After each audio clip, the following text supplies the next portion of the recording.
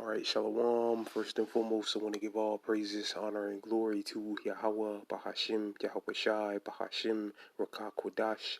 Second of all, I want to give double honors to my elders and apostles of Great Millstone, Elder Tahar, and on down to rule well. And third of all, I want to give a peace and safety to the hope for the elect out there, the brothers that push this truth, the truth of the King James Bible, in all truth and sincerity throughout the four corners of the globe. All right, so I just want to do a short lesson of how alone the spirit of Yahweh Bashim Yahweh Shai allows it to go. And I want to name the video Price Hikes and Supply Chain Issues or Shortages, or whichever title Yahweh Shai sees fit on what I'll use. But Lord Will's brothers can see on the screen, I just did a simple Google search for Red Sea trade. All right, which I'm pretty sure all the brothers are hip to this. You know, a lot of these major companies have decided not to put their ships in the water due to the conflict between the small hats and the them Arabs. All right, which a lot of these alternative media guys and the mainstream as well is saying this is going to create supply chain issues and price hikes. All right, and Lord Willie Gittins brothers can see I got a few articles here. It says I'm gonna go ahead and read them. It says the BP pauses oil cargo on Red Sea as missile attacks affect global trade. All right, so matter of fact, let's read a little bit of this.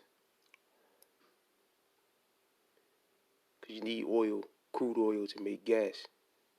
All right, and diesel.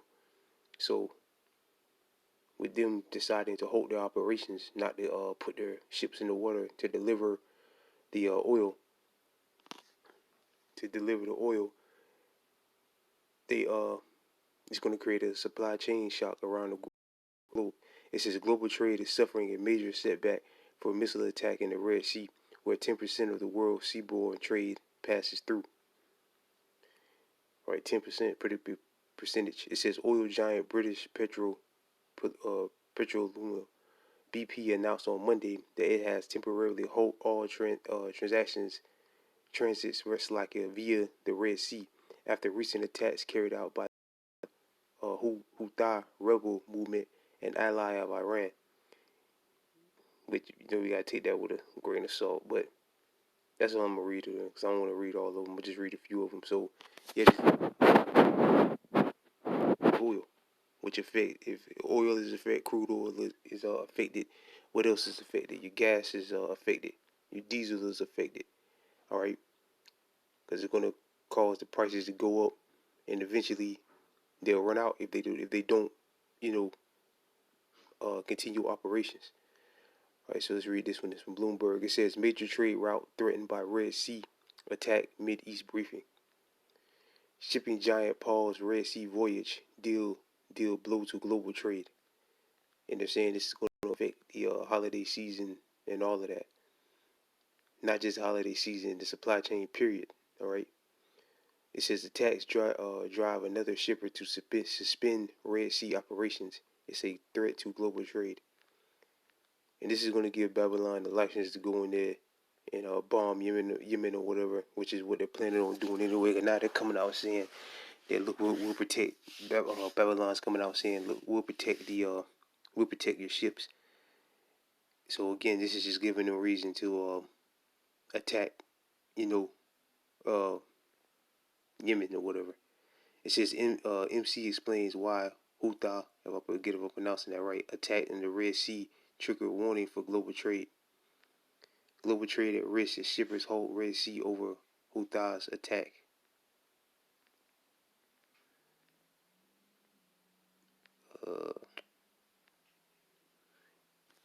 Let's read this one. Let's get why this matters.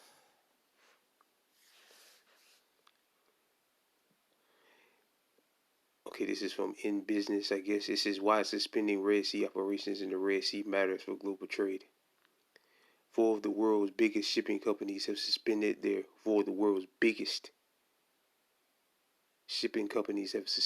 operations in the Red Sea after missile attack by the Yemen Houthi rebels, risking disruption to trade. The Mediterranean Sea Company, the world's largest shipping group, and French company CMA, and first one was MSC, CMA and CGM took steps to following a similar decision taken by the shipping. And I wouldn't be, this. I believe this is all, planned out, but who knows? It could be organic, but I believe most of this is planned out to give reason for multiple reasons to further along this war, so Babylon can get involved in this war, and also to make up an excuse, for these companies' losses, because nobody's shopping in these stores at all.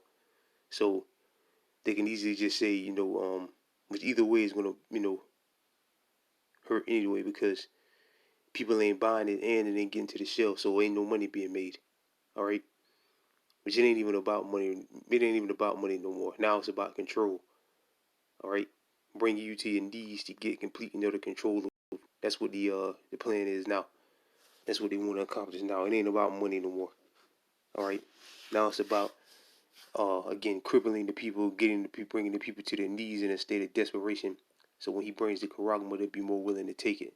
All right, so that's why they're doing this, creating shortages, causing prices and things to go up.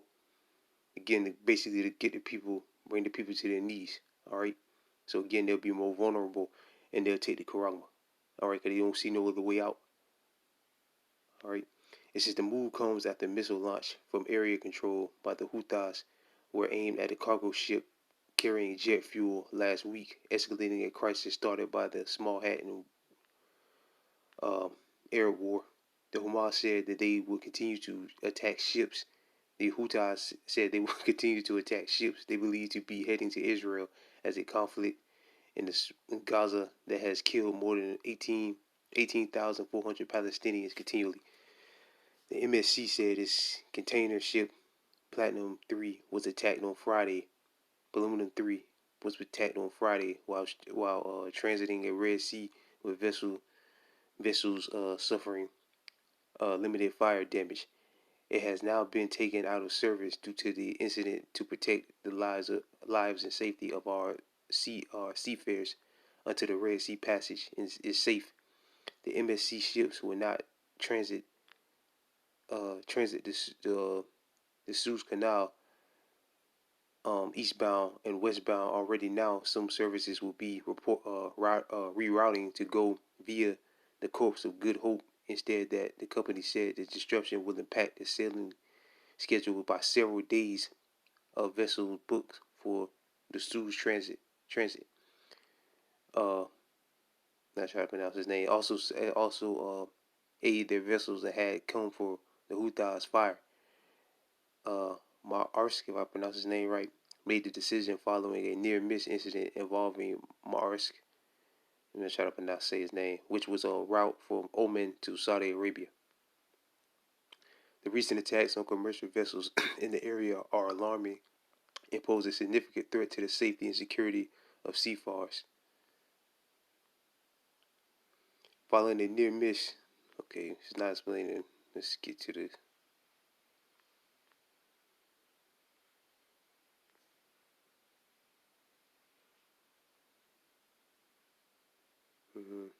Let me see.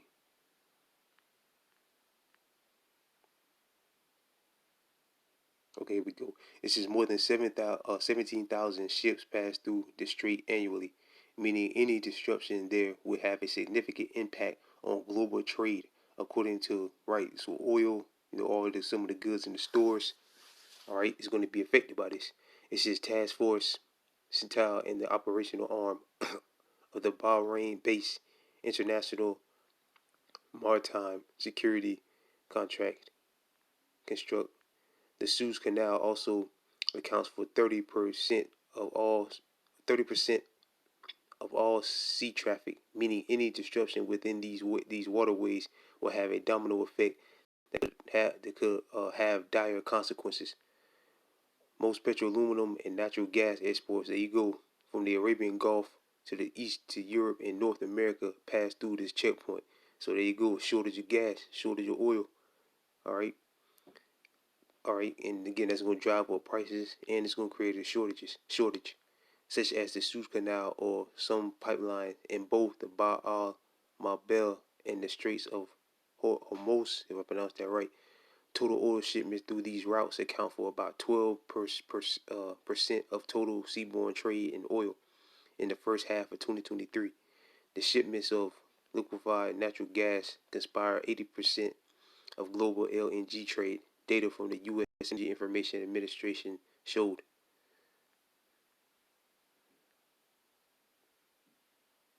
Okay, it says the Suez Canal and some sub pipeline, meanwhile, are located in Egypt and connect to the Red Sea with the Mediterranean Sea. So, some transport crude north through Egypt and has a capacity of 2.5 million barrels per day.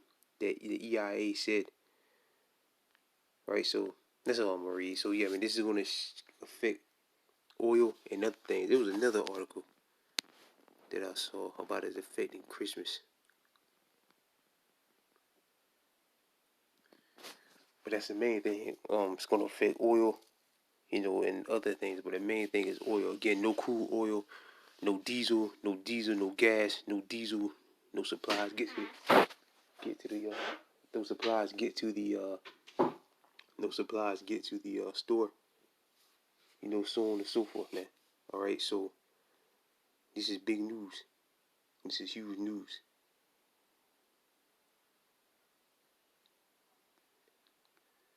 See if I can go back here.